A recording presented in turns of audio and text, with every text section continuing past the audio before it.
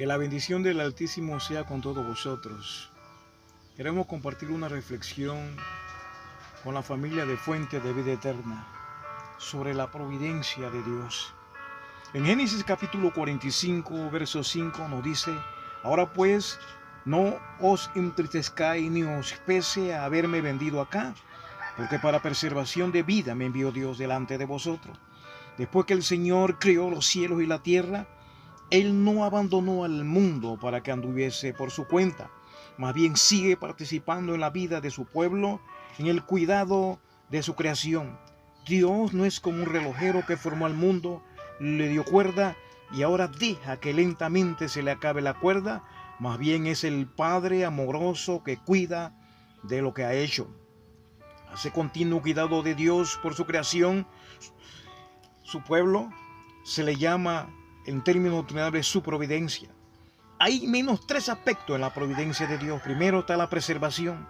Con su poder, Dios preserva el mundo que ha creado. Después de exaltar a Dios como creador de los cielos y la tierra y todo lo que hay en ellos, Nehemías declara: tú vivificarás todas estas cosas. La confesión de David es igualmente clara cuando dice: tu justicia es como los montes de Dios, tus juicios abismos grandes, oh Jehová, al hombre y al animal conservas. Ese poder preservador de Dios se manifiesta por medio de su Hijo Jesucristo, como Pablo declara: Cristo es ante todas las cosas, y todas las cosas en Él subsisten. El verbo subsistir del griego sunisten significa unir, mantener junto. Por el poder de Cristo se mantienen juntas incluso las más pequeñas partículas de la vida. Provisión, segundo lugar.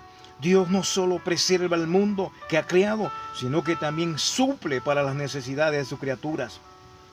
Cuando Dios creó al mundo, creó las estaciones, dio alimento para los seres humanos y los animales. Después que el diluvio hubo destruido la tierra, Dios renovó esas promesas de provisión con estas palabras: mientras la tierra permanezca, no cesará la sementera y la siega, el frío, el calor, el verano y el invierno, el día y la noche. Varios salmos dan testimonio de la bondad de Dios al suplir para todas las criaturas. Dios mismo le reveló su poder creativo y sustentador a Job. Y Jesús afirmó sin lugar a duda que Dios provee para las aves del cielo y los lirios del campo. Su cuidado no solo abarca las necesidades físicas del género humano, sino también las espirituales.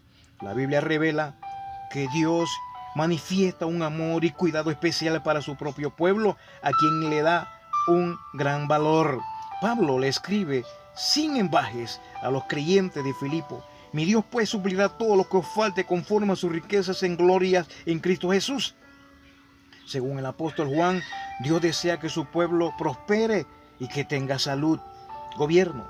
Además de la preservación de Dios, de su creación y de la provisión para ella, también gobierna el mundo. Como Dios es soberano, los acontecimientos históricos suceden bajo su vigilancia y voluntad permisiva.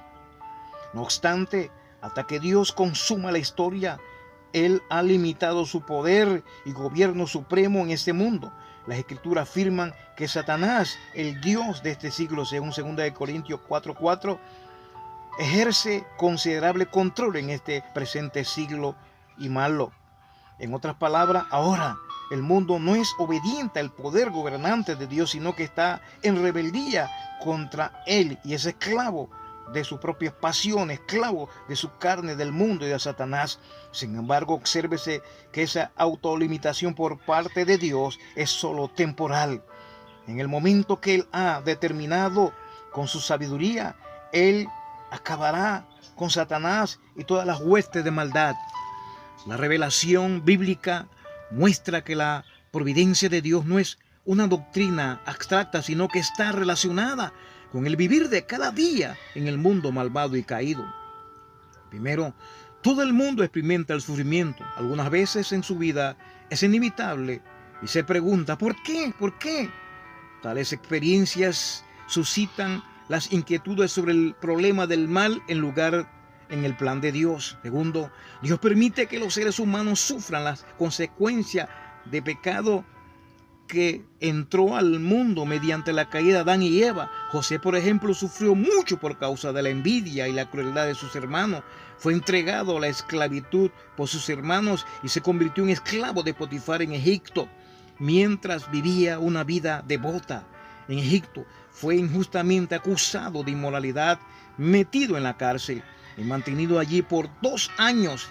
2 años metido allí. Nótese, sin embargo, que Dios puede usar tales acciones para hacer cumplir su perfecta voluntad.